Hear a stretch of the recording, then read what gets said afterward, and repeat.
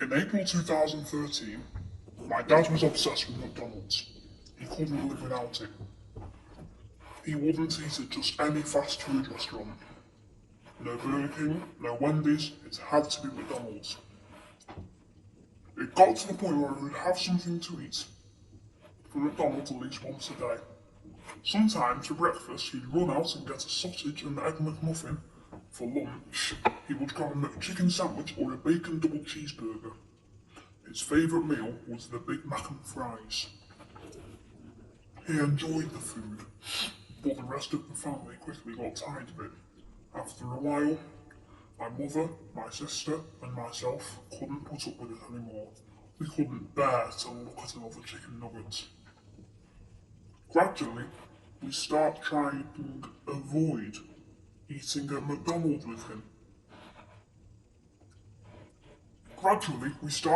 to avoid eating at McDonald's with him. When he realised what we were doing, it really irritated him. He acted like we had somehow betrayed him by not liking McDonald's. What's wrong? He demanded one day. Why won't you come to McDonald's? Is it because you don't want to eat with me? My mum looked at the floor and my sister pretended she hadn't heard it. It's not that, Dad, I explained awkwardly. It's just that we don't want to eat at McDonald's anymore. He stared back at us for a few moments, then shook his head sadly and left. 20 minutes later, he came back with a double quarter pounder with cheese and ate it alone in the living room. He spent the rest of his night sulking and giving us dirty looks. One night, after I finished my homework and watched a little TV, I decided to go to bed. My little sister was already fast asleep on the top of the bunk bed. I turned off the light in the bedroom and quietly slid into the bottom bunk, taking care not to wake her. Sometime later, I heard our bedroom door creak open.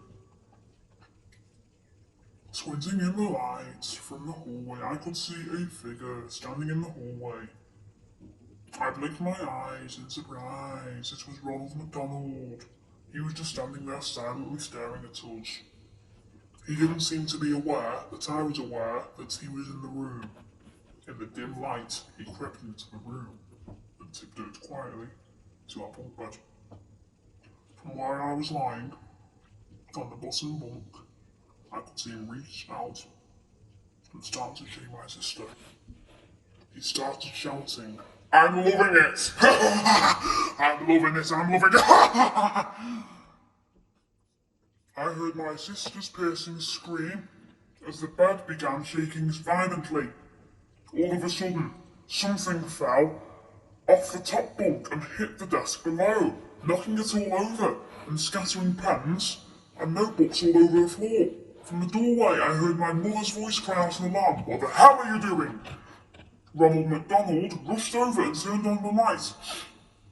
I realised it was my dad, dressed up in a Ronald McDonald costume. I rubbed my eyes and looked around. Underneath the overturned desk, I saw part of my sister. There was a pool of blood forming around it. My mother started screaming hysterically, and my father just stood there in shock. An ambulance came a few minutes later, and the paramedics rushed in. They looked at my dad in astonishment, and my dad in his excitement punched one of them in the face. It was absolute chaos. My mum kept shouting, No, you stay at home. But my dad pushed her out of the way and scrambled into the ambulance with my sister. Our neighbours were all standing in their gardens watching us dumbfounded. There wasn't much we could do for my sister in the hospital. She'd injured her spine and her brain in her fall. When the doctors eventually let her come home, she just lay on her bed, her teeth clenched and unclenching, and her arms and legs waving uncontrollably. Before the accident, my sister had been so sweet and pretty. But now she had completely changed. She couldn't speak.